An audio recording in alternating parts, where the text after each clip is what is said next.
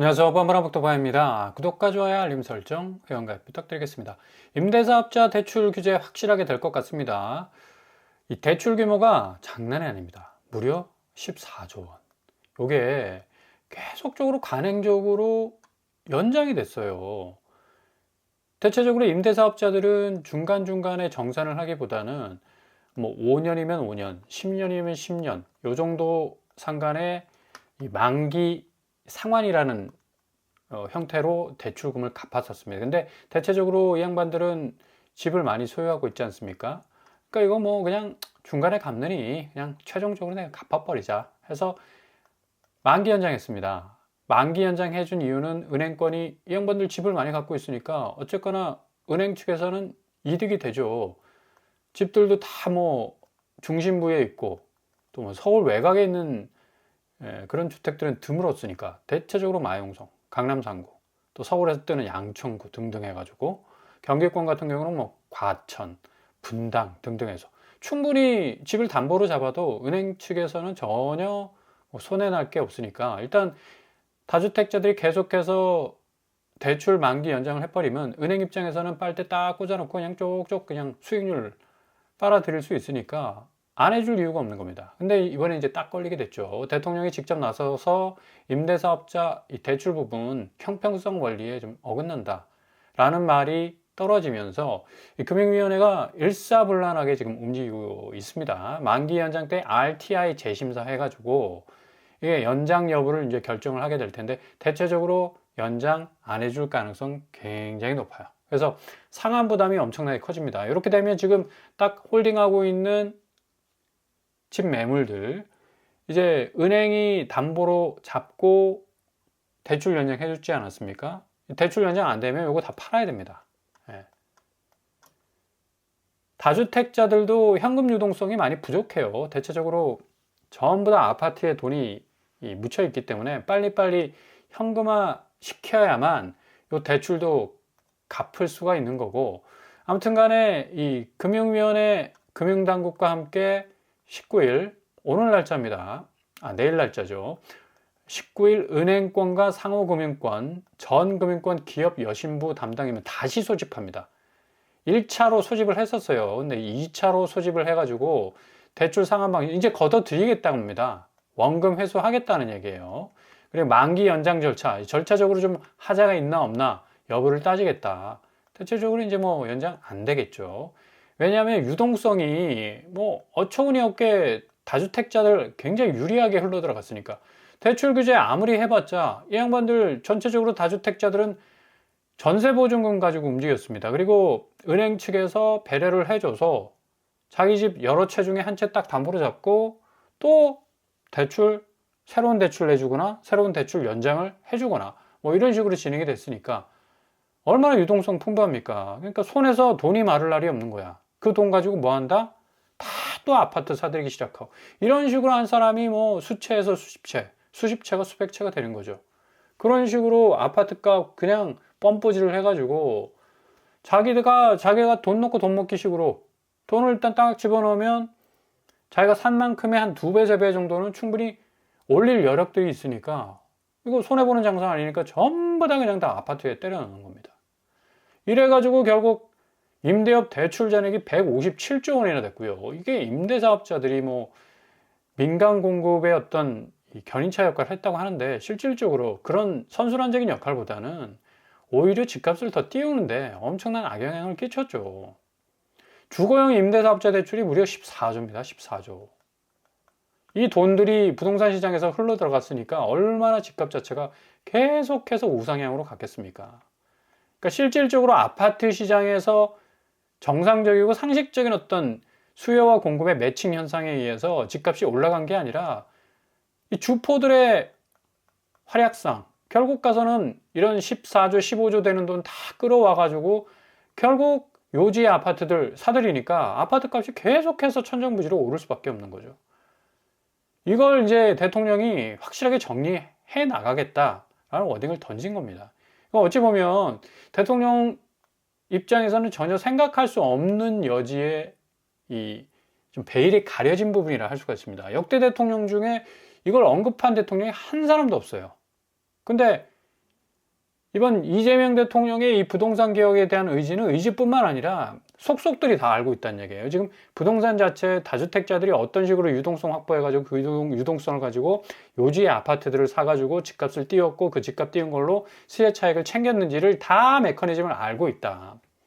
결국 이거 하나하나 다 커팅을 해 나가면 진짜 집값 잡힐 수밖에 없는 거예요. 그러니까 설마가 사람 잡는 게 아니라 설마가 집을 잡아버리는 2026년에 엄청난 대사건이 일어날 가능성 높습니다. 굉장히 높아요. 그동안 임대사업자 대출 뭐 느슨하게 시중은행에서 대출 내주고 뭐 또 편의 봐주고 혜택 주고 특혜 주지 않았습니까? 이거 뭐 정부 입장에서 볼 때 5년간의 양도세 중과 유예해 준 건도 엄청난 특혜인데 시중은행 대출 관행도 뭐 거의 프리패스입니다. 하이패스지 뭐. 그냥 통과 무사 통과. 이 대통령이 또 오늘 SNS 글을 올리지 않았습니까? 사회학은 내가 다주택자들을 사회학으로 한 게 아니다. 다주택자들을 부추긴 잘못된 이 정치 카테고리, 이게 자체가 잘못됐다라고 이제 지적을 하고 있지 않습니까? 그만큼 다주택자들이 핵심 지역에 들어가서 깃발 꽂아서 투기하고 그 투기로 시세 차익, 불로소득을 땡길 수 있었던 그 시스템을 만들어준 정치인들이 문제다라고 이제 콕 꼬집었습니다. 그러니까 그만큼 이건 이제 집값 문제는 결국에 가서는 한 개인이 해결할 수도 있는 것도 아니고 시스템이 해결하는 데도 한계가 있지 않습니까? 정치로 풀어야 된다. 예. 탑다운 방식으로. 예. 대통령이 가장 최종 결정권자니까 부동산 부분은 가장 전방에 서서 최전선에 서서 해결해 나가겠다는 의지를 지금 보여주고 있는 거예요. 그동안 역대 대통령들이 집값 부양하기 위해서 얼마나 펌프질 많이 했습니까? 근데 이 대통령은 확실하게 선을 딱 긋고 결별선을 했고요. 이제 아파트 값이 정말 어느 정도 정상화될 것인가, 이게 지금 관건이죠. 예, 하나의 관전 포인트가 될 건데 확실히 지금 서울 쪽의 아파트들은 거의 10억, 20억 물고 들어간 그런 어떤 상승세였기 때문에 이게 폭락 양상으로, 이게 폭락은 아니죠. 정상가로 회귀하는 겁니다. 그만큼 공갈빵처럼 중간중간에 거품들이 많이 끼어있는 집값들을 좀 보십시오. 마포구 같은 경우는 1위 했던 레면 마포 리버웰이 30억 합니다. 30억. 예. 야, 마포가 이런 마포가 아니지 않았습니까? 그냥 마용성이라는 그냥 이 워딩이 딱 등장하면서 집값 그때부터 펌프질하기 시작했는데 최근에 가서 뭐 50억 하는 아파트들 뭐 많이 등장했고요. 이런 식으로 이제 임대사업자 가정한 투기꾼들에 의해서 유동성이 확보되고 그 유동성 눈 감아준 뭐 일종의 그들만의 리그를 형성케 만들었던 정치권의 어떤 움직임들, 그리고 뭐 시중은행들의 관행들, 이게 다 그냥 짬뽕이 돼가지고 집값 자체가 그냥 천정부지로 올랐다. 근데 이번에 대책 나오면서 지금 마포 그렇게 잘 나가던 거래량이 12건에 다 그치고 있고요. 확실히 지금 평균 거래 금액도 평균선 아래로 내려왔습니다. 그럼에도 불구하고 뭐 10억이 넘죠. 마포는 10억 밑으로 내려가야 됩니다. 망원 대리 밀차 3억 2천 하락했는데 아직도 갈 길이 멀다. 용산구 9원 한남 여기 유명한 데 아닙니까? 140억. 아파트 한 채가 뭐 거의 빌딩 값인데 뭐 그냥 뭐 돈 놓고 돈 먹게 했던, 그냥 돈을 쑤셔 넣으면 돈 복사를 해주니까 이런 용산구 쪽에 어마무시한 임대사업자들의 자금이 흘러 들어갔던 거고 거래량 완전히 이제 박살났죠. 예. 다주택자들의 고민이 깊어질 수밖에 없는 거고 용산구 아파트 평균 거래 금액 역시 22억 여전히 하고 있습니다. 떨어져야 됩니다. 확실하게 떨어져야죠. 레미안 첼리 투수가 13억 8천, 큰 한 방이죠. 근데 아직도 44억이야. 30억, 20억, 좀 이렇게 선이 굵게 떨어져야 됩니다. 이거 뭐 그냥 개미 눈곱만큼 떨어져 봤자 아무 시장에 효과도 없고요. 폭락이라는 말이 전체적으로 금융권을 흔들고 한국 경제를 흔들 것 같지만 그동안 폭등이라는 말이 더 위험했어요. 왜? 중간에 아무것도 없어요. 여기 기대심리 눈에 보이지 않죠. 호가세, 4인 간에 집값 띄우고 집값 담합하고 그런 식으로 집값을 만든 거 아닙니까? 이게 더 위험합니다. 폭등이라는 게. 요거 끌어내려야죠. 폭등한 거 정상가로 내리려면 폭락이라는 말이 나와야 됩니다. 이게 경제를 위협하고 금융권을 그냥 쓰나미처럼 밀어버리는 그런 폭락이 아니란 얘기죠. 정상가 회귀입니다. 정상가 회귀. 성동구 트리마제 61억입니다. 참 비강남권에서 어떻게 아파트 한 채가 61억을 하는지. 정말 망국적 부동산, 나라가 망할 수밖에 없어요. 이렇게 비정상적으로 시장 가치가 왜곡이 돼버리면. 거래량 꼴랑 뭐 15건밖에 안 되는데 아파트 값이 61억입니다. 이런 나라가 어떻게 금융적으로 단단해지고 경제적으로 튼실해질 수가 있고, 미래 세대가 주거 걱정하다가 그냥 검은 머리가 팥불이 되겠네. 결혼할 때 줄에 서러 나오는 거 아닙니까? 결혼도 꿈도 못 꿔요. 검은 머리가 팥불이가 된다는 얘기도 못 듣는다고. 가정 이루지 못하죠. 자녀 못 낳죠. 당연히 생산적 인구 구조 자체는 완전히 붕괴될 수밖에 없는 거고. 성동구 평균 거래 금액 딱 평균선 지어봐도 여전히 높아요. 여전히 17억입니다. 확실하게 떨어져야죠. 성동구 현대 5억 5천 28% 떨어졌지만 여전히 갈 길이 멀다. 양천구 최근 들어서 엄청나게 오르는 건 아닙니다. 목동 신시가지 2단지 39억 합니다. 야, 아무리 재건축 단지 유망한 재건축 단지라 해도 40억이 넘네. 예? 거래량은 54건에 지금 그치고 있죠. 최근 들어 규제 발동이 되면서 평균 거래 금액 평균가선에서 떨어지고 있지만 여전히 12억이다. 여기도 10억 아래 떨어져야 됩니다. 정상가로 회귀해야 되죠. 목동 신시가지 1단지 그래도 좀 좋은 시그널 나왔네요. 7억 9천 떨어졌는데 10억대 깨져야죠. 12억 7천 나오고 있는데, 이렇게 지금 너무 비정상적 시장의 어떤 시스템이 그냥 고착화되다 보니까 아파트 가격들이 그냥 겁대가리를 상실했습니다. 그냥 강동구 올림픽 파크포레온 오른 거 보십시오. 40억이란 말이 정말 무색할 정도로 더 치고 나가자 해서 뭐 50억까지 바라보는 그런 전망도 있었는데 말이 안 되죠. 올림픽 파크포레온. 강남 3구도 아니지 않습니까? 뭐 4구 뭐 꼽사리 끼네 만에 뭐 얘기를 하고 있는데, 올림픽 파크포레온 10억대 혹은 밑으로 떨어져도 무방한 그런 아파트입니다. 강동구 지금 42건으로 그치지 않습니까? 평균 거래 금액 12억.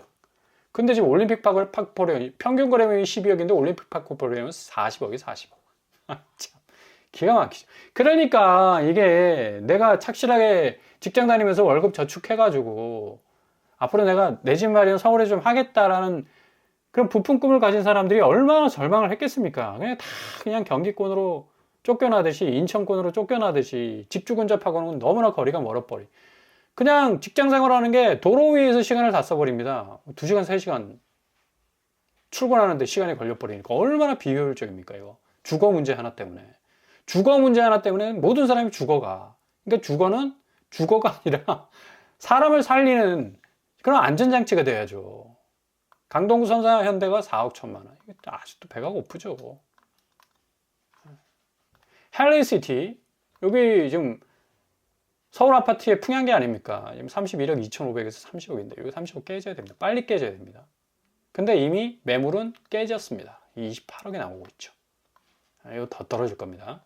확실하게 다주택자들이 헬리오시티에 꽂아놓은 매물들이 많기 때문에 이거 28억에서 한 25억 갔다가 21억 뭐 초반까지 갈 가능성 굉장히 높아요. 단기적으로 엄청나게 매물 단가를 내려칠 가능성이 높습니다. 그래서 여기 30억에서 거의 폭락 양상의 이 거래가 20억이나 아니면 20억이 깨져가지고 17억까지 나올 가능성이 높다. 요게 희망사항이 아니에요. 이미 부동산 커뮤니티에는 이런 두려움들이 지금 나타나고 있어요. 33평이 17억 갈 것 같다. 어떻게 되냐. 그러니까 댓글이 막 뭐라고 합니까? 막 쉴드를 치죠. 전세 말하는 거지. 그럴 일 없으니 꿈에서 깨어나기. 그렇게 얘기하는 사람도 내심 걱정될 거야. 분명히 헬리오시티를 가지고 있는 사람일 건데 둘 다 걱정돼가 하는 말이고 절대 그럴 일. 근데 강한 부정은 긍정이 되는 겁니다. 이게 17억 됐던 적이 없었느냐? 있었어요. 불과 2, 3년 전에 2023년 서울 아파트 실거래가 22% 뚝 떨어졌었습니다. 송파 헬리오시티가 17억 거래가 됐었어요. 없는 줄 알았지. 17억 나왔다니까. 2020, 불과 2, 3년 전이었습니다. 2022년도 1차 폭락 오면서 그 말미까지 헬리오시티가 17억까지 밀렸었습니다. 근데 23억 당시에 7천이었는데 지금 얼마인지 보십시오. 30억이야. 2, 3년 사이에 7억이 더 올랐어. 이게 말이 안 되죠, 말이. 그러니까 이게 17억 내려가는 거 당연한 겁니다, 이거. 예. 이거 남의 자산 깎아내리는 거 아니에요. 정확한 지표를 통해서 전망하고 예단을 하는 겁니다. 당시에 실거래가 지수 서울이 22.09% 하락했고요. 헬리오시티 전용 면적 84입니다. 30평대죠. 17억까지 떨어졌어요. 예. 이런 전력이 충분히 있었다니까요. 근데 뭐 이거 아니라고요. 때려 죽여도 아니라고 얘기를. 말이 안 되죠. 폭락 아닙니다, 절대로. 17억까지 떨어져도. 예. 뭐 시세 차이가 한 10억 넘을걸요, 17억대도. 그 정도로 뭐 여유가 있을 건데. 아파트 실거래가 지수 2022년도. 요것보다 더 굵게 나와야 됩니다, 하락도가. 왜냐면 요 하락 딱 이 전환이 되면서 모멘텀이 다시 생기면서 팍 튀었지 않습니까? 아파트 값이. 더 꺾여 내려와야죠, 이렇게. 지금 헬리오시티 매물량은 지금 910채 정도 나오고 있고요. 예, 아마 1000채가 넘어갈 가능성 굉장히 높아 보입니다. 당시 금리 수준이 3.85였습니다. 그때 당시에 3.85도 우와 큰일 났다 이거 금리 때문에 다 죽게 생겼다 했는데 지금 몇 퍼센트입니까? 7%, 2배 올랐어요. 2배. 요거 올라도 집 살 사람이 뭐 줄을 섰다고 얘기를 하는데 3.85 가지고 당시에 뭐 1% 금리였으니까 3.3%까지 올랐으니까 체감도는 뭐 어마무시했겠죠. 근데 더 올라서 7%입니다, 지금. 지금이 비상 아닙니까, 지금이? 지금 집 사는 건 정말 미친 짓입니다. 고점에 고금리에 이거 어떻게 감당해? 아파트 값은 완전히 꺾일 건데. 자, 이렇게 되다 보니까 지금 경기권, 고양시, 일산 킨텍스 5억 6천 하락하고요. 경기권 집 작살나고 있습니다. 광명시 6억 3천, 수원시 6억 4천, 시흥시 100옷 4억 1천만 원, 용인시 수지구 4억 8천, 화성시 동탄 4억 3천 하락하고 있어요. 경기도에 그래도 좀 집값이 올라갔다고 자부했던 곳들 위주로 아주 굵직굵직하게 집값이 떨어져 나가고 있다. 파이가 깨지고 있다는 사실. 요거는 고스란히 이제 서울 쪽으로 다시 방향을 말머리를 돌려서 서울 하락, 외곽 지역, 비강남권, 강남 쪽으로 마치 볼링공 하나가 쭉 굴러가면 스페어 처리하듯이 볼링핀이 박살이 나지 않습니까? 그런 식으로 파편적으로 집값이 떨어져 나가다가 전체적으로 아주 굵직한 방향을 잡고 하방 압력 상당히 많이 받을 겁니다. 2022년도가 이랬어요. 이런 경기도의 조짐이 결국 서울을 끌어내리고 서울 중심부를 끌어내리는 이게 양방향에서 서로 그냥 하락 조짐이 거의 그냥 퍼펙트 스톰을 만들어 놨던 거죠. 이게 폭등이 아니라 폭락 수준까지 왔는데 이걸 폭락으로 절대로 포장하면 안 된다. 결국 이게 정상가입니다. 정상가. 폭락 수준으로 좀 집값이 떨어져 줘야 이게 정상적인 어떤 가격선상에서 거래가 가능할 수 있는, 좀 손에 닿을 수 있는 아파트 가격이 되는 거거든요. 경기권 22.54, 인천 24.51, 반토막. 그래서 2021년과 22년보다 더 강력한 집값의 조정세가 찾아올 가능성이 어느 때도 높다. 자, 이게 그냥 단순한 전망이 아니라 2026년 2월 13일자 압구정 현대고가가 36억 뚝 떨어지지 않았습니까? 그럼에도 불구하고 128억에서 92억이야. 참나. 이건 진짜 아휴, 이제 답이 안 나온다. 더 떨어져야 됩니다, 이거. 아휴, 92억 참. 36억 낮춰도 어떻게 집값이 92억이냐, 이거 참 할 말이 없네. 그 정도로 한국 부동산 시장은 비정상적인 상태였다. 이제 대통령이 나서서 최전방에서 부동산 잡기 위한, 개혁을 위한 좀 과감성 있는 어떤 개혁적 드라이브를 걸고 있는데, 코스피 시장과 코스닥 시장의 엄청난 성장세라는 성과 보여줬듯이 부동산 시장의 집값 정상화라는 분명한 성과가 여러분 눈앞에 펼쳐지게 될 겁니다. 잘 지켜보시면서 좀 허들이 낮은 상태에서 넘어갈 수 있는 기회 잡아 나가실 수 있길 바랍니다.